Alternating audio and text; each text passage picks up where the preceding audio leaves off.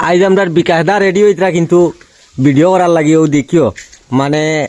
দামাকাদার video হইব মোটামুটি খুব সুন্দর ভিডিও দেখি আটখান সরান দেখি আমরা বিকাশ দার মুখ কান দেখাই ওই দেখো